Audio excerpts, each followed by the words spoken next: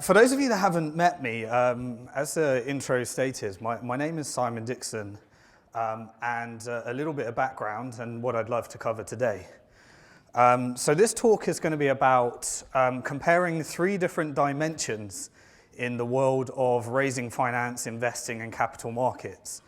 I'm going to go through an example of how it used to be done and how a business used to raise finance and how investors would get exposure to that asset class. And then I'm going to compare it with how it's done today. And then I'm going to give you end the presentation on how it's done, how it will be done tomorrow. So just before I do that, it's always good to give some context to why I'm speaking on this and where I came from and how I got into Bitcoin. So as we already said, I left banking in 2006. And in 2006, when I was working at an investment bank, I decided that I wanted to focus more on some problems that I saw in the world's monetary policy. And mainly, I started to write this book that's, here's the Mandarin version, there's also an English version, called Bank to the Future, which is now in its third draft. When I wrote the first draft, this was pre-Bitcoin, pre-crowdfunding, pre-FinTech as we know it today. And it was really focused on what needs to happen top-down on the government level in order to drive sustainability in our financial system and a sustainable monetary policy. Now, the reason I got involved in Bitcoin is Bitcoin actually solved the three problems that I identified. And so I had to get on the next draft of the book because Bitcoin solved those three problems. So just for a little intro, because it ties in with the presentation, the three problems that I identified was that firstly, when you deposit your money with a bank, the bank actually becomes the legal owner of your money. So you may think that the money on deposit is yours, but if you ask the people in Cyprus, they'll tell you that the banks can reclaim ownership of that money at any point. And it's legally their money, it's not your money. You're lending, essentially it's their money, their legal entitlement at that point. Now what Bitcoin does on the flip side is that you own all your own money. So I store my Bitcoins in my phone, I store them in my iPad, I store them in my hard drive, I store them in a cold wallet and a ledger wallet, and some of them I even hold in a safety deposit at a bank, ironically. I'm not sure if they know what's being held in that safety deposit, but my Bitcoins are there. So you own your own money. And that's one of the fundamental problems that we've seen in the financial crisis, because governments have to guarantee your money when the banks get in trouble with what is now their money, when you deposit it with them. The second problem identified in the book was that when banks take legal ownership of your money, they spend it as they wish. And how they spend it affects both you and the economy and whether your money is safe. And what they tend to do is they go for the least risky but highest return asset class. And traditionally, banks have always been involved in the mortgage lending market, simply because, and that's what's led to increased property prices and a massive, massive inequality divide between the rich and the poor, because everybody is speculating on increasing property prices. Why? Because the banks are taking all your money and they're lending it for mortgages, and that creates increasing prices and an increasing flow of credit, which continually increases the prices and therefore takes them out of control. They also do, 40% of their deposits are also used for financial speculation, which means that they're doing very risky things with your money. And one of the interesting talks yesterday, where I completely disagree with most of what's been said, is the venture capitalist that was saying that blockchain has come now because all the banks are getting involved. And he referred to Blythe Masters coming along and saving Bitcoin because they now put credibility to blockchain. Just to put some context on that, Blythe Masters is the person that invented the credit default swap. The credit default swap was one of the most fraudulent financial products in history and the reason we had a global financial crisis. And yet we need Blythe Masters to put her stamp of approval on the blockchain before we start giving it credibility. So one of the problems that the people that are talking about it's all about the blockchain and not Bitcoin is that they're about to recreate banking all over again in all its crime and scandals, but using the blockchain so that the banks can do it cheaper. And that cost saving will not be passed on. And it's why one of the reasons and that I'm really passionate about Bitcoin is because Bitcoin is the most superior blockchain. It's the one that solves the problems that we're talking about. And the blockchain is just going to be a cheaper way for banks to commit more crime and more unsustainable practices. So the second thing is they spend it. Now with Bitcoin is peer-to-peer. You spend your own money. That comes with challenges. You need to take care of your own security. You need to learn how they work and learn how to secure your own money. When you give it to a bank and they become the legal owner, they take care of security for you. So that comes with added perks and user experiences.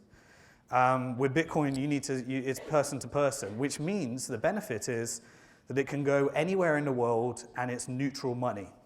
Neutral money means it does not matter if you're from South Korea. It doesn't matter if you're from America. It does not matter if you're from India. It does not matter your sexual preference. It does not matter whether you're using it for crime or not for crime. It does not matter whether you're using it and you can use it as if you went. It's completely neutral money, which means it flows around the globe almost completely free and with limitless friction, which means I can send fractions of rupees and 100 million for an M&A transaction just as easily at virtually the same cost. The third thing that was unsustainable about banking is actually the monetary policy.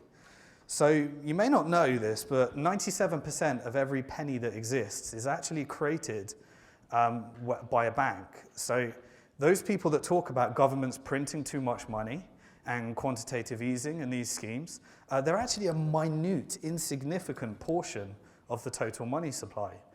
By far the majority of money is created when you deposit it at a bank and then the bank is able to create money at point of issuing a loan. So essentially, the government has outsourced the ability to create money to the private banking sector. And therefore, where they allocate their loans is where new monetary money goes into the economy, which is why we have a big rich-poor divide, because it's being allocated based upon the credit models of banks as opposed to what might be good for society or the economy. And therefore, when you want to continually stimulate the economy, so if the government says stimulate the economy, what they're saying is banks, please lend some money. Please get our consumers and our individuals in more debt so that we can stimulate the economy. They can take on more mortgages. They can push up the property prices. And then also when that runs out, we'll create things like quantitative easing where the central bank can create more money. We can push down interest rates so that debt is cheaper.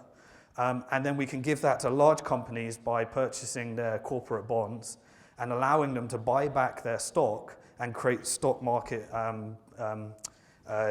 bubbles based upon using the debt capital markets. And so we have a completely unsustainable system. Now, when Bitcoin first came out, everyone was talking about how it might be a Ponzi scheme. The monetary system is 100% a Ponzi scheme. Traditional monetary policy relies upon banks creating more credit to pay off old creditors. That's the very definition of a Ponzi scheme, and it's why we're continually increasing debt. Now with Bitcoin, the monetary policy is determined. I can tell you what the money supply will be in 32.3658 years from now, because it's determined by maths and code. And it's also audited by hundreds of thousands of computers all around the world with no central point of failure that can be hacked.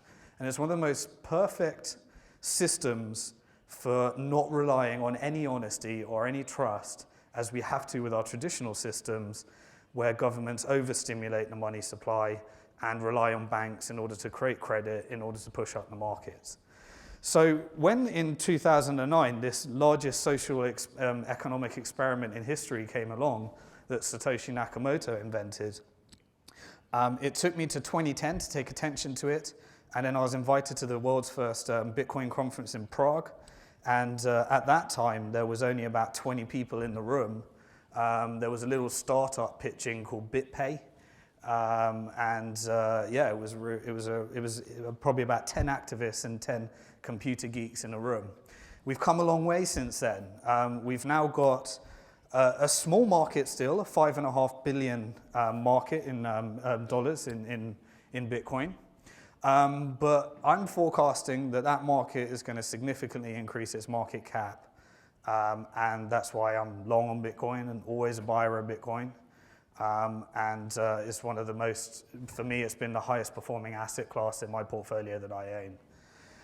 So here's what I'm going to do today then. We're going to go through, that was just a little intro. We're going to go into the presentation of the capital markets, how it was done in the past, businesses raising finance, and some of the ways that investors used to get involved. And I'll give you real-life case studies of some of the businesses that are coming through right now and how they're raising finance in this sector. So here's the typical model. If you imagine on the left that you have a very small startup, maybe some of the startups that were pitching in the contest to us yesterday, and on the right you have large multinational corporations like Samsung and LG. On the left, you have what's called the triple F round. The triple F round is where you have an idea, and you come to a conference like this, and you pitch everybody, you tell everyone what you got, you tell everyone what you're creating. It's called the Friends, Family, and Founders round. And what you do is you raise about $10,000 US or so, and you get your product created, and you go out and you pitch it to the market. Other people call it the Friends, Founders, and Fools round, because the people that invest are taking a high risk at this point. But once you've got your first bit of money together, you used to go to this institution. You may have heard them before. They used to be in the business of lending to businesses. They used to be called banks. But now what they do is they create Ponzi schemes. They use collateralized debt obligations in order to stimulate property markets and allocate 40% of your money to financial speculation, and use that in order to create financial products for governments that lead to them getting ever-increasing levels of debt, so consumers, businesses, and corporations and governments get in ever-increasing debt in order to stimulate their balance sheet.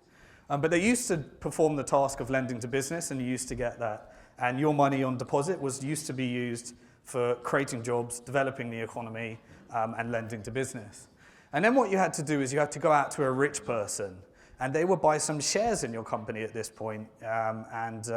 These rich people were known as angel investors. It was very hard for a startup to access angel investors because if you didn't go to the top university or work in investment banking, then many people didn't have access to rich people that could invest in your business. So it was all about being connected in those days to get your business funded. Then you used to reach out to institutions, and these institutions called venture capitalists. They're these people that really pretend that they got loads of money to invest, but really what they're doing is they're taking your pension money, where a pension fund has allocated a portion of it to a high-risk investment class, and they then pitch governments and pensioners to invest your money so that it can be used to invest in early-stage companies called venture capital. And venture capitalists then would look for the companies that are just about to look like, Facebook or WeChat or WhatsApp that are on massive traction curves, and then they'd inject loads and loads of money in order to eliminate all the competition and outspend the market and make massive, massive losses for the company, but so that they can monetize those later when they go public. And then what you used to do is, just before your IPO, you used to go to the private equity markets, and these are less risky financial institutions that would still take risk with hundreds of millions of dollars, and they'd look to inject it into a company, lend it some money at this point because you're doing revenues, mainly in the debt markets, and inject a load of cash there. And then finally, you'd exit all your investors by going to the equity capital markets and floating on a stock exchange like the NASDAQ or the London Stock Exchange or the Hong Kong Stock Exchange or any of the other stock exchanges. And at this point, you'd give a return to all your investors, and then you'd be able to promote your stock to retail investors who can invest through a stock market in a regulated environment.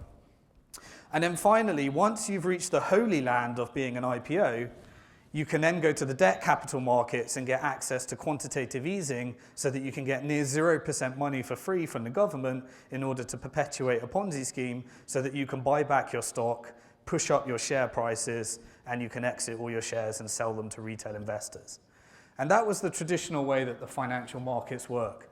Now, if you imagine here, the business on the left is the difference between the little sandwich store, and the business on the right was the difference between the McDonald's, okay? So your path in becoming a large corporate was to successfully go up this curve. And if you went up this curve, then you had the promised land, access to cheap credit, access to cheap financial markets, and the ability to scale and grow into a Samsung and an LG with limitless cash available to you. So that's how it used to be done. But then in 2007, that all imploded thanks to the Ponzi scheme that the banks were running, where it realized that they were lending too much to people that couldn't afford to repay their property. So the property markets crashed in America, and that had a knock-on effect on every single financial market because all of them rely upon access to debt and credit from a banking sector that has to issue more loans. And when they stop issuing loans, guess what? The opposite effect. Money disappears when loans are not issued. When loans are repaid, money disappears, and you have a crash, and you have a deflationary effect on the economy. So when you're looking at cycles of boom bust, all it is more debt, more debt, more debt, debt being repaid, or debt being written off. More debt, more debt, more debt, less debt, less debt, less debt. More debt, more debt, more debt, less debt, less debt, less debt. And that is the business cycle. And it's all because the monetary policy of the central banks have outsourced the money supply to the private banking sector, which has to have issued loans in order to make the economy exist. And that is, by definition, a Ponzi scheme, and it's how the entire financial market works. So how do we do it today? Well, in 2007, entrepreneurs didn't sit back. They created financial technology and financial innovation.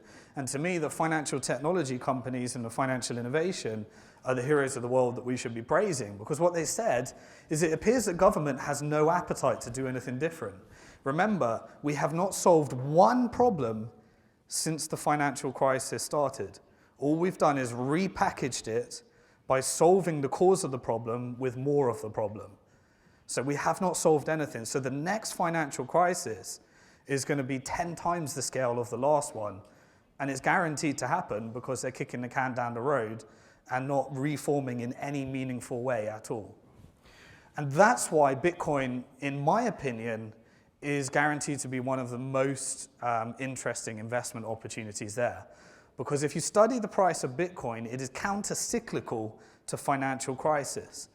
During the Cyprus scandals, where banks reclaimed the deposits that they owned from their depositors, the price of Bitcoin shot up. During the Greek crisis, where banks took the money and said you can't access it through the ATMs, the price of Bitcoin went up and started a bull cycle.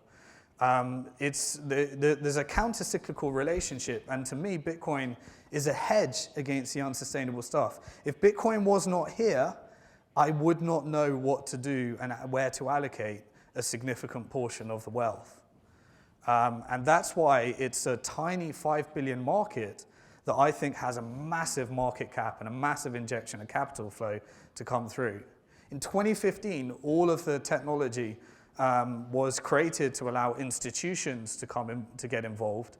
And when they start to allocate a portion to this asset class, which is, by the way, an asset class that regulators, banks, governments, none of them can get their head around. The reason being is because Bitcoin is not a currency. Bitcoin is a currency. Bitcoin is not just a commodity. Bitcoin is a commodity. Bitcoin is not just a stock. It is a stock. It is not just a technology. It is a technology. Bitcoin is the first asset class that has some of the properties of a currency because you can spend it globally anywhere for virtually free. It has properties of a stock because the price of Bitcoin is dependent upon the usefulness of their invention, and the invention was programmable money that can be audited without a bank or a central bank.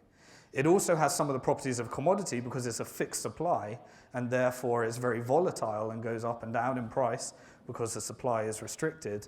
And it also is an invention. It works just like the internet. It's the rails by which the entire financial system can now be rebuilt and reinvented on a sustainable principle and a sustainable monetary policy that doesn't rely on debt in order for new money to exist.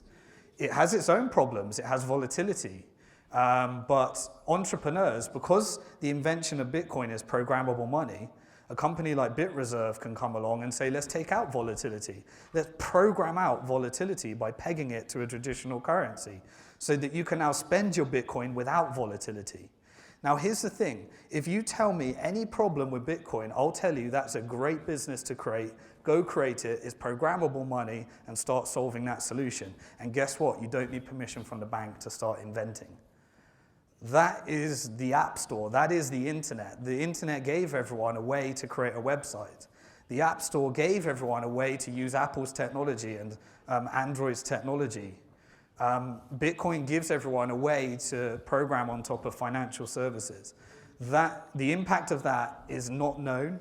It's starting to be known in 2015, and it's why towards the end of this we've seen a bit of an uprise in the price, because people are starting to realize that.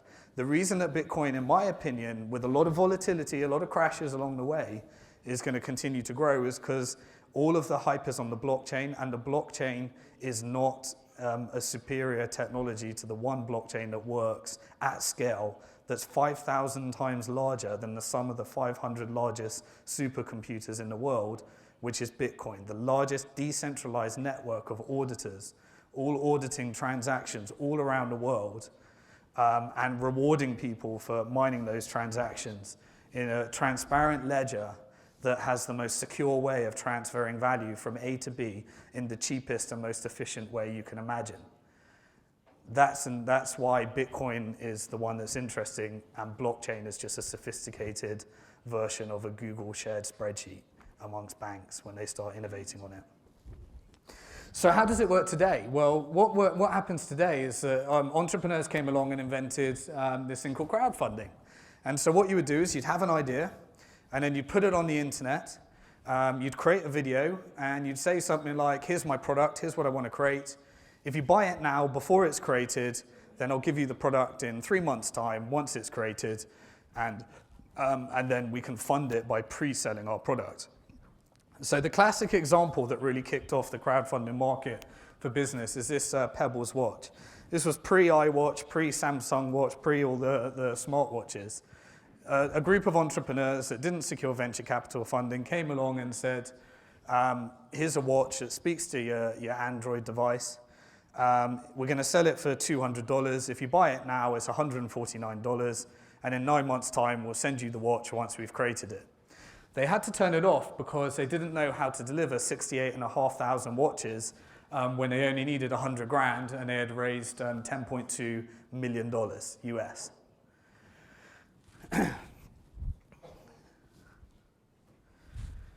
Here's one of the companies that a gentleman called Max Kaiser, you may know him. We run a fund called Bitcoin Capital.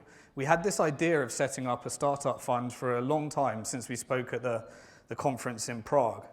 And we just said to ourselves, I'll tell you what, we'll let the community decide whether we create this venture capital fund or not.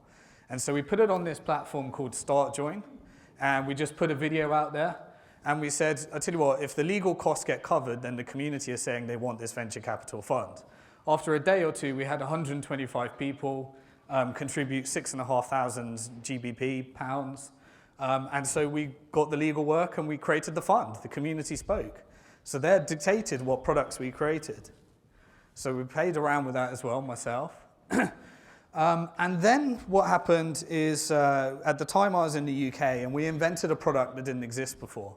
And it took 3 years in regulations to persuade them that people could actually legally and compliantly invest online rather than doing everything offline. So the process was simply just take angel investing, put it online, and if you allow people to invest online and in a smaller sum, then you'll have lots and lots of angels. And lots of angels means more liquidity to finance and a more diversified portfolio for investors. So now the process is going to an online investment platform. So that's where we founded BnkToTheFuture.com. We started the process in early 2012, 2011, I think. And it took 3 years to get regulators in a compliant process to agree that it was legal for people to invest online. Prior to this, it was punishable by a 7-year prison sentence in the case of the UK for someone to pitch their business online rather than just do it offline. And so the Financial Securities Acts around the world all had to be updated. America copied UK, UK did it first, and then all around the world they're updating their regulations to allow for this online investment asset class. I suggest South Korea is probably going to have to do some adjustments to their Financial Services Act as well. So here's an example. BnkToTheFuture.com is the platform that we created. It's an online investment platform that allows people to invest as little as $1,000 or upwards, qualifying investors that meet the requirements of the regulators that we're registered with. And essentially, when you allow people to all invest online, a company like Uphold, who you may have heard of, they allow people to transact foreign exchange for free, person to person, founded by the gentleman that founded Salesforce, the company that later became Google Voice, Halsey Minor. We put it on our platform, 93 backers, $3 million later, and we've got the largest community, 16,000 professional investors, all looking to invest in fintech and financial innovation. So this year we launched. We started this year with $2 million US invested through the platform. We've now ended the year with $44 million invested through the platform, and we're only at the beginning of December now. So this product and this appetite for people to invest in fintech and financial innovation is being proven with our platform at the moment. Then what you would do is you typically then go to a peer-to-peer lending platform. So this is a new controversial asset class that came from the UK again. It was invented in the UK several years back in 2006, I believe. Essentially peer-to-peer lending said, it was just founded on a very simple observation. It was that if you don't take depositors' money and lend them out like banks do, you could actually just persuade people by giving them a higher interest rate to want to invest, and then the platform can diversify it across lots of different loans, and you lend the money direct to the business or the individual, and you can be diversified across lots of loans. And because you're assuming the risk rather than the bank assuming the risk, and the bank never assumes the risk, the government assumes the risk. Remember, the government is you're the taxpayer, so you always assumed the risk. And we saw that in the last financial crisis. But this time you get paid the interest rates that you should be paid because you are assuming the risk. With the bank, they pay a tiny, tiny interest rate, even though you are assuming the risk, because it's done through a hidden scheme called tax and bank bailouts. And so what this did is it said, you assume the risk, we'll pay a higher interest rate, and you can get a higher rate of return because your bank's not paying you anything on your savings at the moment. And what they found is that throughout the financial crisis, the default rates on debt in the case of the UK was about 1%, while it was about 7% in banks. So when you put people together and they have a relationship, they tend to have a better default rate, which was very interesting to see, because most thought it would be the opposite. A lot of platforms have got it wrong, and there's been lots of platforms that are bad players in this and good players, but that's the natural market and the evolution of the market. Here's one of the companies that raised finance on BnkToTheFuture.com. They operate in the UK property market, and they said, well, why should people go to banks in order to get mortgages? I mean, banks don't care that we're taking the business lending market because they're not really in the business of lending to business, but they are in the business of lending to property and mortgages. But because property prices are so high right now, essentially it's crowded most people out from getting involved in this asset class. And so a disproportionate number of people are renting rather than owning, because the rich people own all the property assets and the other people can't get on board because the price is continually being stimulated, which is a confiscation of wealth from people that are essentially giving all their wages to pay their mortgages, which is then going to the bank. The bank's creaming off the middle, and then the increase in property prices is the beneficial to the people that have only assets and are rich. And then you have a massive redistribution of wealth, which is the trend that we've seen over the decades. So Crowd Property came along and said, well, what if we allowed anyone to invest in property in a diversified portfolio from as little as £500? They crowded people back into the property investment market and did it direct peer-to-peer rather than through money that's created from a bank at point as debt that's unsustainable and a Ponzi scheme. And so Crowd Property raised several thousand pounds on the platform. But now still, in today, people are still going to the venture capitalists. If you ask any of the startups in the competition, if you see the people that were presenting yesterday, it's all about how do I impress the venture capitalist? How do I get that money so that I can outperform my competition, get millions in my company so that we can wipe out the competitors? That's still the startup mentality at the moment. And then if you get that venture capital, you can go through the rest of the financial markets. That's where we are today. Here's where I believe we are tomorrow. So at Bank to the Future, we had $44 million invested through the platform. Those are all deals that are very high standard that would have gone to venture capitalists. And I think in 2016, for financial innovation and fintech, the area that we serve, I think we can have a significant impact on disrupting a big chunk of the venture capital market by all doing it online through the online platform. Here's another example. Remember the company that we said, Max Kaiser and myself, we wanted to set up a venture capital fund to invest in Bitcoin-related companies. So we put it on a crowdfunding platform, StartJoin. We raised the legal costs, get it set up. And then we put it on BnkToTheFuture.com and raised approximately $2 million US.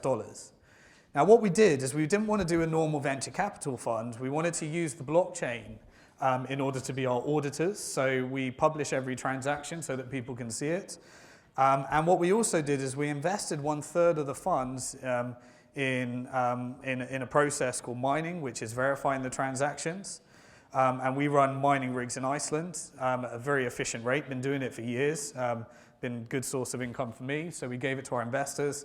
And what we decided to do is pay dividends every day, not in, that sounds very sketchy to most asset classes, but remember we're registered with a regulator in order to do what we do. We use the blockchain in order to audit those transactions. And now what's happened is investors in Bitcoin Capital, we've built them a portfolio of really high up-and-coming startups, BitPayzer, Factum, Uphold, some of the largest companies that are coming through in this sector. And some of them have received about 1/3 of their returns back through daily dividends already. So we've redefined essentially the return portfolio where you're getting long-term venture capital returns and short-term dividends through that process. So that's where I think we can have an impact in the venture capital market. We can use the blockchain to redefine. You've got to make, in order to get people to want to use Bitcoin, in order to get people to want to adopt it, you've got to give them a stronger proposition than what they had before. And so that's why we're looking at how you can redefine financial products in order to drive more into this asset class and create a better deal for investors. So just to recap, and then I'll go through my final slide before we finish up, and if we've got time for questions, I tend to overspeak, but we'll see. The reason that I like Bitcoin over the blockchain is because Bitcoin has 3 things, not 1. So the blockchain, the invention of Bitcoin and how this affects the capital markets of tomorrow is because it has this transparent ledger, and that transparent ledger is every single transaction is published. It requires anonymity in order to have security, because if you're going to publish your transaction, you don't want to publish your identity as well. And so regulators need to get their head around, if they want all the companies to attach identity to their transactions, which regulators want them to do, then it's at the expense of consumer protection and security. So regulators might win in their anti-money laundering processes, but consumers will be less protected. So they've got some really interesting challenges ahead of whether they care more about consumer protection or whether they care more about governments making sure they have data on everything to protect against money laundering. But also remember, a study recently done by the UK Treasury found that the #1 tool for money laundering was a bank, and the last on the list was Bitcoin. So Bitcoin in reality is much less risk compared to a bank for money laundering. And remember, most crime still occurs with cash. Cash is the primary way to do crime. Bitcoin is a pretty bad way of doing crime, I believe, because once they get your public key or your private key, they've got your history of your transactions, which is not a good thing to be. So remember the propaganda. Try and get through the propaganda, that's been perpetuated. Banks is where most money laundering happens, and most crime happens with cash, US dollars, and everything else. Bitcoin does have, obviously, some people that use it for bad things because it's neutral money. But I think the benefits far outweigh some of the risks associated with that, and we can rely on your law enforcement to do that. This is where Bitcoin wins. Bitcoin is the largest supercomputer in the world, is networked together hundreds of thousands of computers all around the world, and they all audit every single transaction. Because they audit every single transaction, it means that you can't rig it. The private blockchains will be rigged. The private blockchains don't have hundreds of thousands of auditors. The private blockchains are not really much of an improvement upon what we already have. So Bitcoin is the one which has got all the supercomputer power. It's the largest supercomputer in the world. We've never seen anything like it. And it's just a really exciting ledger to have, which is why the companies that we're investing in are all using the Bitcoin blockchain rather than some private blockchain that can be rigged and is unaudited, because there's no reward mechanism for auditing those transactions. And Bitcoin is the reward mechanism for auditing those transactions. And then finally, it's a verification system, as we've already said. So you've got to have those three properties in order to make it a decent blockchain.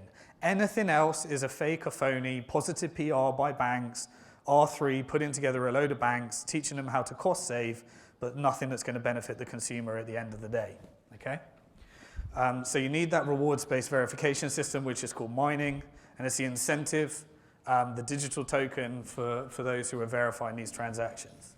That's what makes it work. So once you have those, and Ethereum and other blockchains, they're all using some of these three properties, but they've got to be decentralized, they've got to be auditable, they've got to have some of those properties, they've got to have a transparent blockchain, and they've got to have a reward mechanism for the people that are verifying the transactions. Once you have that, you have the capital markets of tomorrow. And this is what we're building at the moment.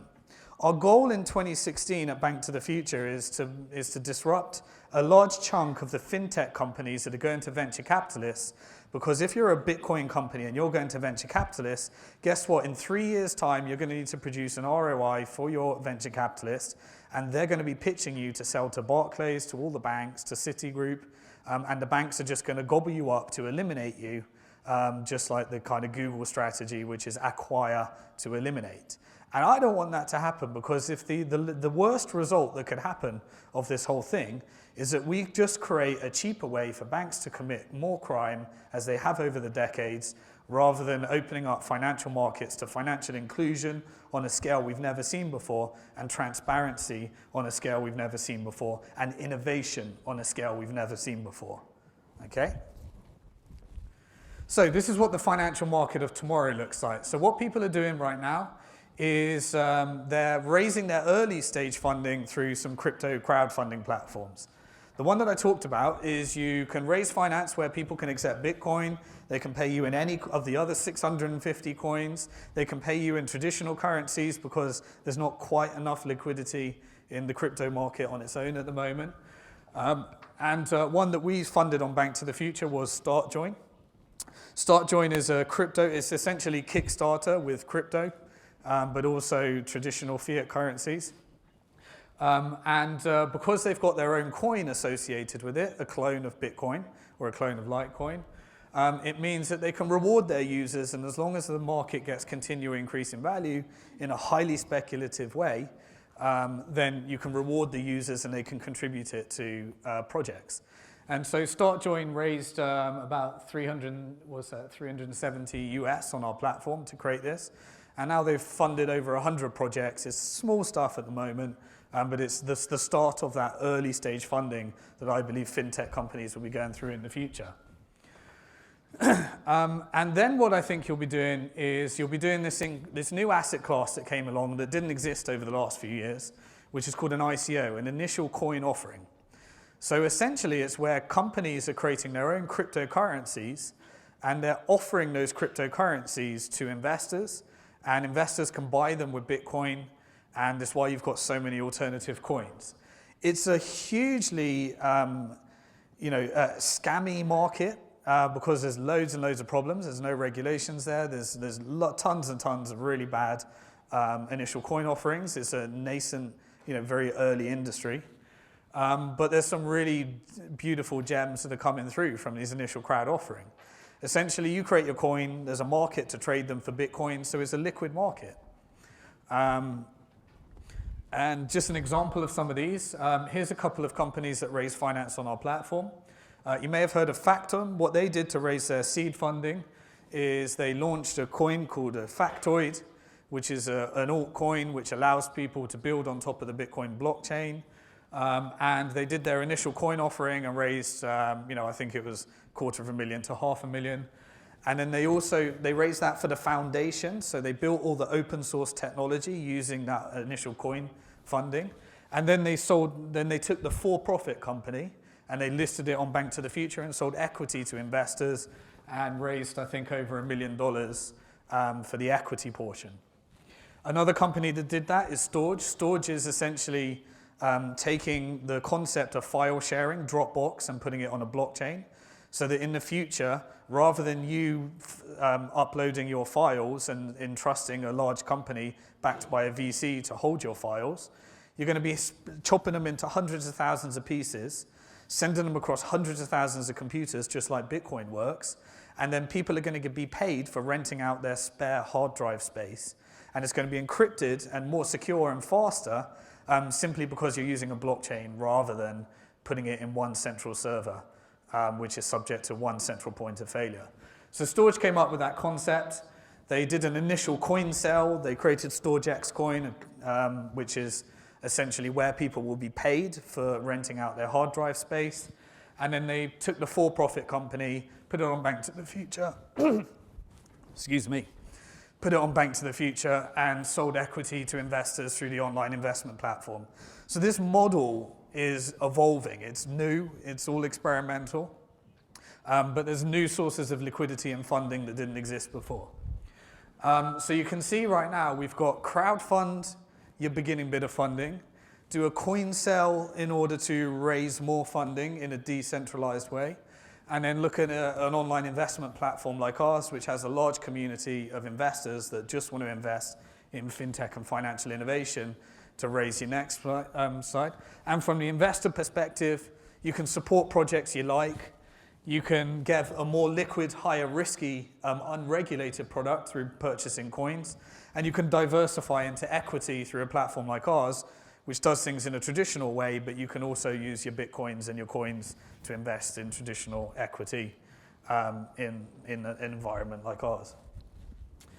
So as we said, this is out to date. This grows every day. We've paid our investors over 120,000 dividends this year. We've got 16,000 professional qualifying investors. 10,300 Bitcoins were invested. That grows every day. And now I think we're on $44 million invested in financial innovation and technology. I see that as 44 million invested in without the venture capitalist that's going to be used to disrupt banking in the future. That's a nice place and an interesting place for us to be. And then once you've gone through that cycle, you can then do some hybrid peer-to-peer lending. So people have come along, and BTC Jam is an example. Can't vouch for the company, haven't invested in it myself. But they've done 15 million through loans where people are lending their Bitcoins to get some kind of return. And they're doing the credit assessment and lending it to people that want to borrow those Bitcoins. And so, as I said, I haven't used it myself, so I can't vouch for that one. But the asset class exists, and I'm sure there'll be more players as this grows.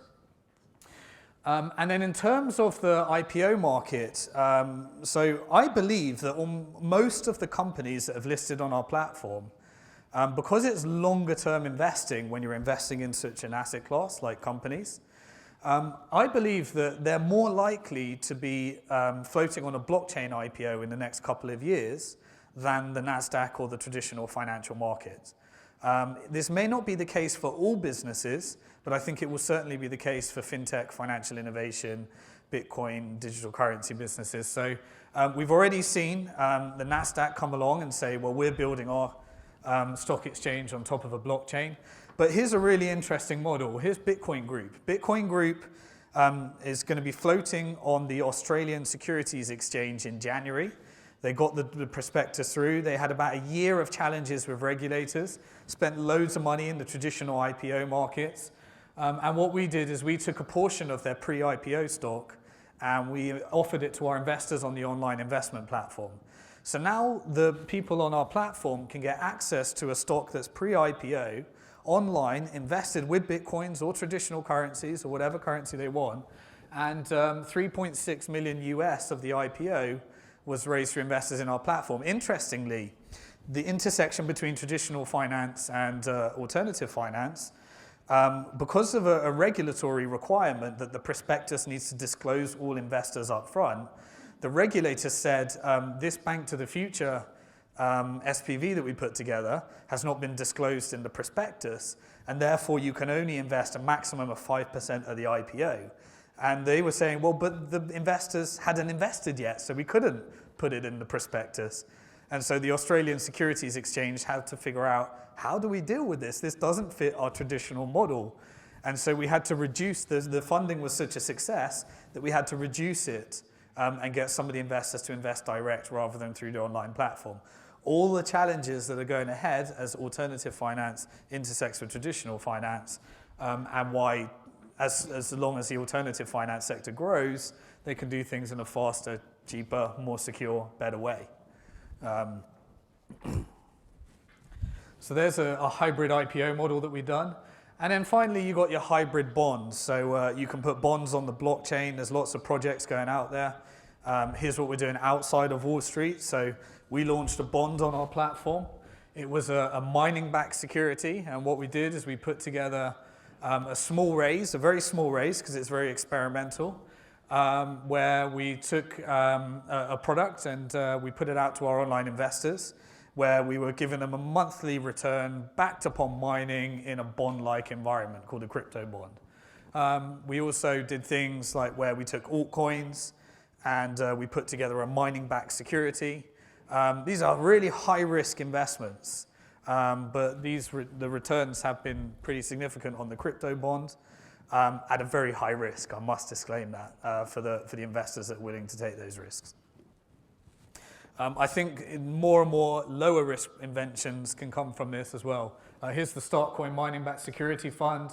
We raised a small amount, 185,000, in order to, I think it was 240,000 in the end actually, in order to put together an altcoin-backed mining security in a way that investors understand, investing with traditional fiat. And that one hasn't performed too well, actually, because the coin that backed it is a very volatile coin, but the game isn't over on that one. Here's NASDAQ looking to put their services on the blockchain and bonds and issues and everything they're doing there. So this is also happening on the Wall Street level as well. So that's the entire model that's being invented right now. Our goals at Bank to the Future and Bitcoin Capital and our fund is we're looking at investing. We're way more passionate about businesses that make banks less significant than the ones that are looking to sell their services to banks and allow banks to perform more crime at a cheaper rate. That's kind of our policy. We've got a large community of investors that's growing. In 2016, we're looking to take a larger chunk of the venture capital market that's been invested in FinTech. And 2017, we're looking to do more and more disruption in the IPO market that's invested in this niche sector of FinTech. And I believe we've created the best community in place for people to invest in this crypto sector, in this FinTech sector, in an environment that's where we're doing this thing properly. All the legals are automated and stuff. We're doing this all. It's traditional equity for those that want to invest in this sector. So I don't know what I don't look at the watch. Have I gone completely over time? We got time for like 2 questions. Okay, so we've got time for 2 questions. If anyone's got a question. Let's give you a big round of applause first. Nicely done. Yeah, so we got a couple. Yeah. Over here, can you just tell us where you're from, name and company, please? I'm from Korea, and I work for a financial institution. I'm a big fan of yours, and actually I'm an investor of your fund. Thanks for investing. Aside question, just want your personal opinion on the big news, the Bitcoin community. Satoshi? Yeah, Satoshi If anyone follows me on Twitter, I did a Twitter poll on whether Dr. Craig Wright was Satoshi Nakamoto. I think it ended up with 77% saying no. I agree. I don't think Satoshi Nakamoto would be on LinkedIn. I don't think he's got any interest on being online. Do I know? I've not got a clue. It's a fun story. I've given some comments for the press on my opinion, but here's what I do know. Here's what's important. One, Satoshi Nakamoto, that creates a lot of attention and publicity to Bitcoin. Great. More people in the market, the price goes up. Secondly, Bitcoin works no matter who Satoshi Nakamoto is. But I know one thing, if they identify his, they'll do everything to make his name look as bad as possible, because that's what the press do with Bitcoin, really. So, but the problem is that will just cause a little change in price. It may even go up. It's funny, bad publicity for Bitcoin has often been a driver of price increases. So the big price increases were things like the Silk Road bust, and then obviously financial scandals, and then Satoshi being identified for some reason that creates a little bull run and a spike. So sorry I can't add any more light to it. I don't know who Satoshi is. I'm not a core developer. I'm a business person, an investor, and I rely upon the core devs to kind of figure out all these things like block sizes and all that stuff. What do you think about the jail sentence that Russ got, the length of it? I have a lot of internal conflicts. Personally, I believe that everyone has the right to poison their body. And if you want to poison your body with drugs, that's your choice. It shouldn't be a role for government to do that. But if the law is the law, I abide by the law. There's lots of things we'd like to do differently at BnkToTheFuture.com, but because we're registered with a regulator, we have to go by whatever the law is. And we lobby for change, and that's what we've been doing with banking. But yeah, if you break the law, there's consequences. Hey Simon, Tracy Sark, I live in Seoul, I'm American. I'm going to be investing in your fund in about a week or two. What I wanted to ask is, well, if you go back and look at the growth rate of the internet and how it was pretty slow for the first 5 to 10 years, do you see, because of the internet as a backbone to everything that you're doing now, what Bank to the Future is doing and the change in the banking system that you'd like to see, or the funding system, do you see this go at such an incredibly fast rate that 2016 is going to be 10 times better than 2015 and 2017 will be another 10 times better than that? Yeah, I think the rate of disruption and the rate of disruption is getting faster and faster. So if you look at old technologies like the radio, the TV, they typically took like 15 years before they were invented till they were adopted. But then if you look at Facebook, it was 5 years before it was invented till it was adopted. So you got, there is that large adoption cycle with the early adopters, and everybody in this room right now is still an early adopter. This is by no means mainstream. This is a drop. I get very excited about Bitcoin because I see the future. But today, for the skeptics out there, this is a drop in the pond compared to the international foreign exchange markets. This is very small. But that's what being an early adopter is all about. Here's what I do know. I'm 30, I can't even remember, am I 35 or 36, Bliss? 36. 36. I was 36 this November. I'm hoping that I've got another 40 years in me, and if it takes another 40 years for adoption, I'll be very happy, and I'll be there all the way, because this is too important of an invention to not come through. But I think it will be a lot sooner, and we've already seen that this year. I think there's a lot more to come. We're only just getting started. All right, fantastic. Well, on that note, thank you so much for speaking this morning. Let's give him a big round of applause. He did a great job.